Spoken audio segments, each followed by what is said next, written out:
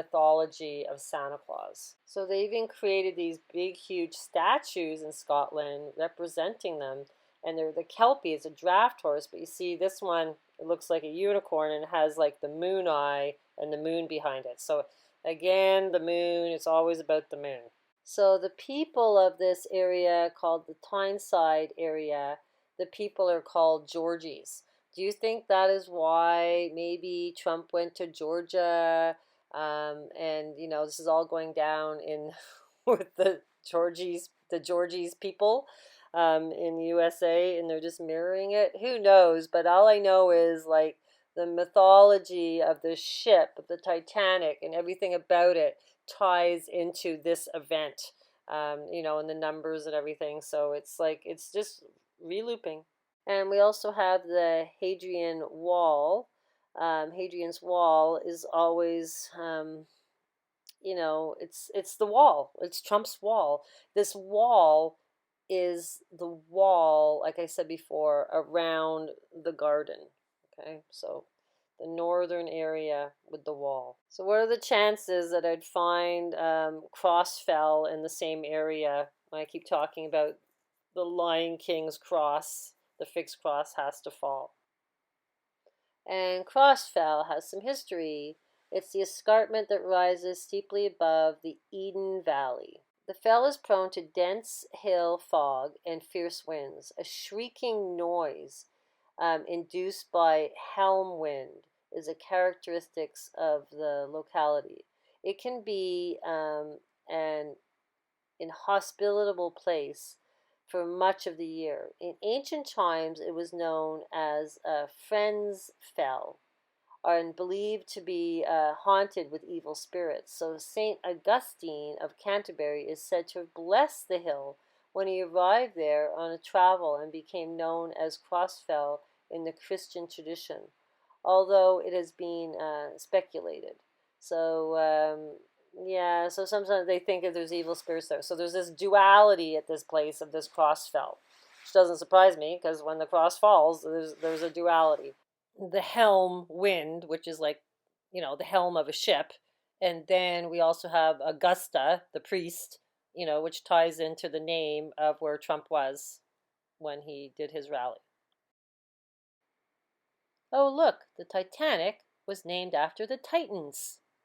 So the Titanic mythology, built in Belfast, England, the bell, for whom the bell tolls. There were by far the largest vessels of the British shipping company, the White Star fleet. Like I said before, the White Star. And of course, J.P. Morgan helped finance the ship. And of course, all the banker friends that he was in rival with all died on it. No coincidence. So this is Lynn Wood, the attorney with Trump. He says, Lucifer claims to be the prince of light, which is the white star, Venus. Lucifer is a liar. Lucifer is the prince of darkness. So is Trump the prince of this darkness realm? My middle name is Lincoln. Well, of course, his name is Lincoln. I love truth and hate lies. So Lincoln being the Welsh word Lyn, which is pawn for the nectar of the gods. Eh? Our country is engaged in a battle of good and evil, truth versus lies. Always pursue truth. Well, truth, yeah, is all to do with the tree again and deciding where you want to be. The numbers from the date of the Titanic going down, we get the 88, which is Mercury, we get the 9, we get the 111, which is like 1, 2, 3, 4, which ties into the Revelation that I spoke about at the beginning of the video. And we also get the number 21, which is the universe number, or the Trinity, you could say. So yes, or the winter solstice. So all the numbers are there. Yes, this is from when Titanic went down to December 24th, the duration. So the Titanic is named after the Titans, which are the 12 elders, actually. This to me looks like a whale tail. And this is a Titan watch logo. And also the Titan actually looks like a moon. And Robert Seffer, the anthropologist on YouTube, said that the sickle is really the moon. So I'm like, okay, so now we've got the Titans all tying into the moon, um, and the moon being on the whale's tail on the winter solstice with this big Saturn Jupiter conjunction. If you go on the Royal Society periodic table, you can click over the elements and they'll come up with an esoteric picture. And titanium has the Celtic Titan symbol. No coincidence. This is one of the original sketchings of Moby Dick story. And of course, we have the ship, and we have the moon, and we have the whale. I think, and a bird. Yep. And a bird flying away, being the phoenix. This is a Moby Dick cover of the novel. Herman Melville wrote it, and of course we have the eye right on the head. We have Jupiter's, thunderbolt across the left eye, which is the AI eye. It's got the spear for the Golden Gate, where the sun will be Christmas Eve. And then the right side of the body is in flames and disappearing. So, and we've got the whirlpool, the storm, and the water. So you see all the symbolism there. But when you look at the face, it looks like Lincoln, almost like Trump. And I'm just like, wow. Because, I don't know when that was sketched, but it's pretty amazing. So I found this really interesting quote that kind of works into the timeline now that was in the Moby Dick. So, Starbuck was saying to the captain, you're going to go after this whale, it's blasphemy. And he goes, and then the captain says, man, I'd strike the sun if it insulted me. So they're bringing the sun into it, right? The sun going out or something happening to the sun. And then the white whale tasks me. It heaps me. Let he Yet he is but a mask. 'Tis the thing behind the mask that I chiefly hate, the malignant thing that has plagued mankind since time began, the thing that maws and mutilates our race, not killing us outright, but letting us live on with half a heart and half a lung.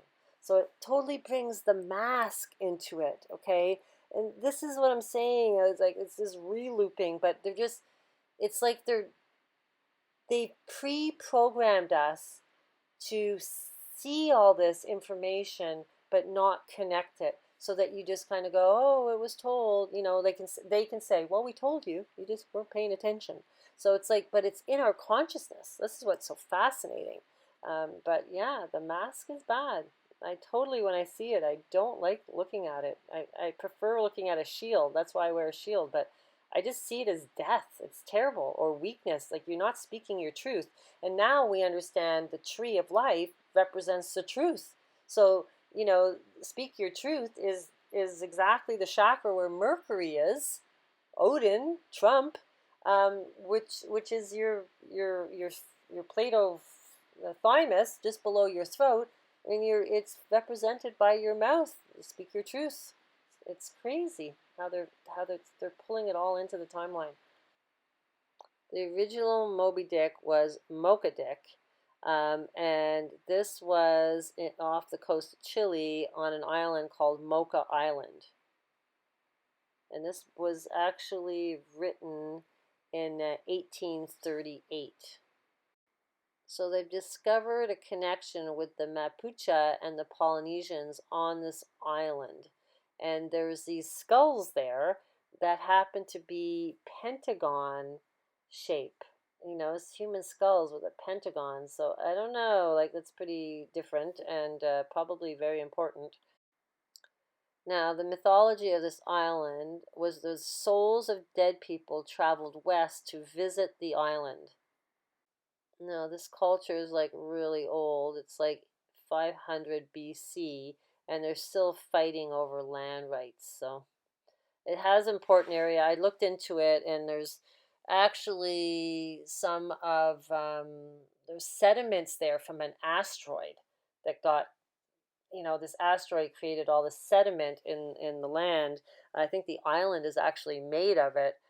So I think there's like really special minerals that all tie into iridium.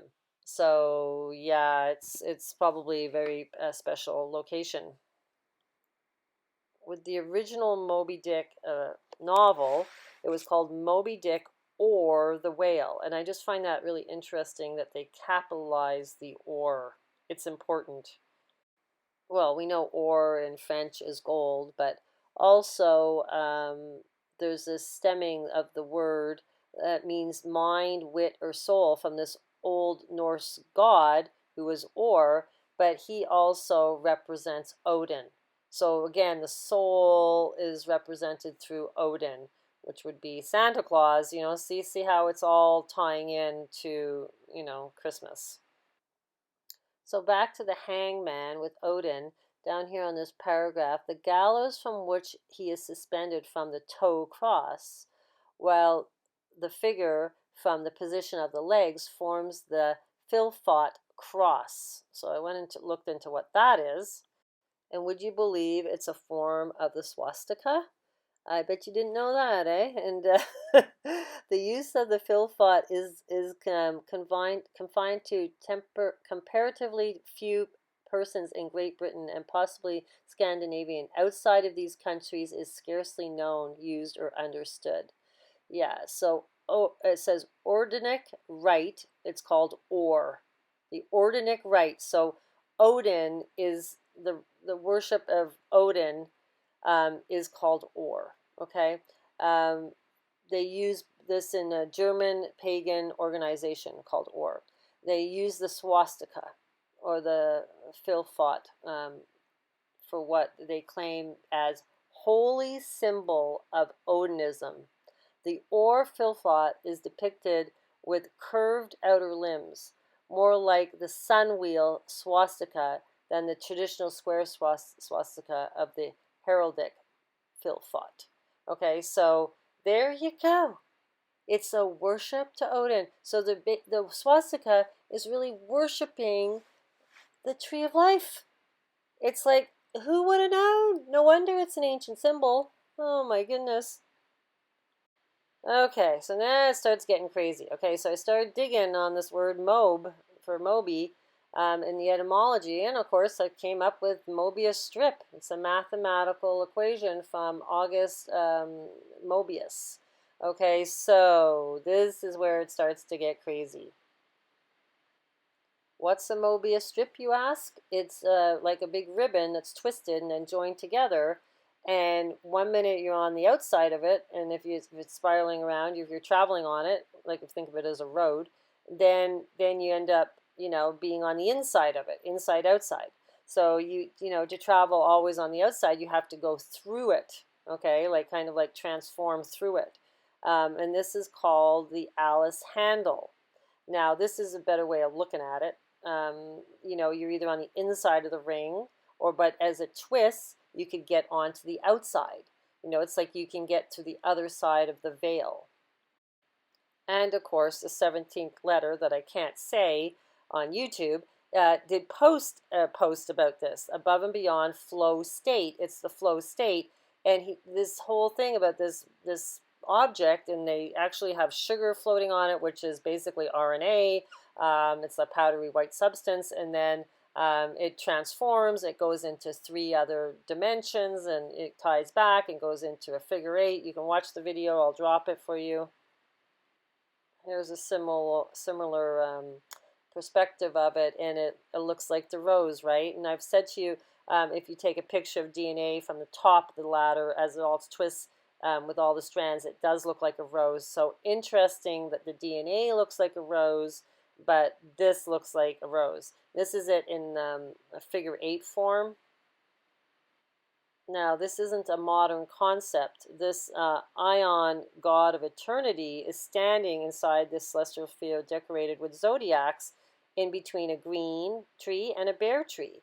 And there's also Gaia with her 4 children. But what's interesting is he's holding Pisces, which is your souls, right, of your feet, where you have to transcend from this energy coming up through the ground. But when you look at the constellations, it should be, there's the crab, there's Gemini, that is Taurus above, before Gemini, but that should be Aries.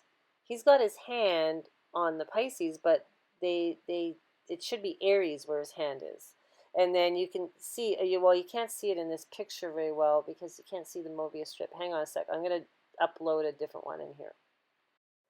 Okay, I had changed it now. So you can see the Mobius strip, and they're saying that it's a Mobius strip. Okay, so this is how, okay, you change the reality of where you want to be. Okay, which timeline you want, which reality, because we're in a split reality right now, which side of this ribbon you want to be on. Okay, so he's the God of eternity, and his name is Aion. So we have the AI in there. This is why I think we're not in what we really think we're in. Okay, and the etymology of that ends up being eon. So it's like an age. It's like a changeover of the age. It's also vital force, life, long life, eternity. Okay, so it's like the vril, the energy, that gives you life, eternal life. So, yeah, for the eternity. So once you get through to the other side of the veil, you will always keep your memory, and you always get to play the game as one of the elite, the kings and priests. So it's understanding that we have to get through this veil and be on the other side, to decide which timeline you want to be on. Like, really, that's what it's about. And I'm going to explain it to you. Okay, so this all goes back to Euclidean math and geometry. It's three-dimensional space. And this is what August Mobius was figuring out. Now, it's way above my understanding, but I have a grasp of what this is all about. It's like a loop, okay? And so it's like the infinity loop. I always thought the infinity was just the pattern of what the sun makes, but it's really this. And here's the Klein bottle where you can see it's almost like a wormhole, but you're on the inside, but then you're really on the outside. It's like space is like changing. It's like there's like how do you go from the inside to the outside? It's like it's not logical, but I guess when this event happens, the veil is thin and you can do this. And this is what I believe is ascension. And you know how I said I feel like we're in Alice in Wonderland, and Alice in Wonderland's in the sky, and I've explained all where it is up in the sky. This inverted wormhole, okay, it all ties into Alice universe. It's quantum physics. It's called the Alice universe. Okay, so it's like reversing the sign of electromagnetic charge. Okay, it's a position can be considered the time reverse electron. It can also be considered as an electron aging convectionally, but with one spatial dimensional reverse to the existence of transferable non-orientable wormholes. Would seem to allow the conversion of matter to antimatter and vice versa. A universe that includes one of these non-orientable connections does not allow a global definition of whether a particle is really matter or antimatter, and the source of the universe, with no global definition of charge, is referred to the research papers as Alice universe. So it's like this change of the charge. Okay, so it's matter to antimatter. So in theoretical physics, an Alice universe is a hypothetical universe with no global definition of charge. What a Klein bottle is a closed two-dimensional surface, as Alice universe is to a three-dimensional volume. The name is a reference to the main character in Lewis Carroll's children's books, Through the Looking Glass. So this is what Through the Looking Glass is. It's the Mobius strip. Once the two-sided connections have been made, we can no longer identify which connection is normal and which is reversed. The lack of global definition charge becomes a feature of global geometry. So yeah, it's like there's another universe mirroring this one, basically. In another nod to Lewis Carroll's Alice in Wonderland, the charge with magnitude but no persistently identifiable polarities is referred to in a literature as a Cheshire charge, to the Cheshire cat that fades in and out, and whose only persistent property was its smile. So there's a charge, this Cheshire charge, which is what creates the Cheshire cat not being here but being here. It all ties into DNA. Yeah, we all are mad here. It's a crazy world. Doesn't make sense. And there's the smile. Looks like the moon, right? Oh, look, there's a wet moon called the Cheshire moon because when in wintertime, the moon comes up over the horizon that looks like the Cheshire smile. Okay, so this is all about the mirrored life by Louis Pasteur discovered it. Many of the essential molecules for life on Earth can exist in a two mirror image form, referred to as left-handed and right-handed, but in living organisms do not use both. So the proteins and the DNA exclusively compose of the left-hand amino acids, RNA and DNA containing only right-handed sugars. The phenomenon is known as homochirality. It is known. It is not known whether homochirality is emerged before or after life. We don't know if it happens before or after life. Whether the building blocks of life must have the particular chirality, or indeed whether the needs to be homochiral. So it's like it's way beyond what I can understand, but I'm just trying to. The concept is hypothetically, it is possible to create an entire ecosystem from the bottom up with chiral form in this way. The creation of Earth ecosystem with a microbial disease might be possible in some instant future. Mirror life could be employed to create robust, effect, and disease-free ecosystems for use on other planets. So you see, it's like this changeover of your DNA. It's like there's a charge to it, and this all ties into the Cheshire charge and what that's all about.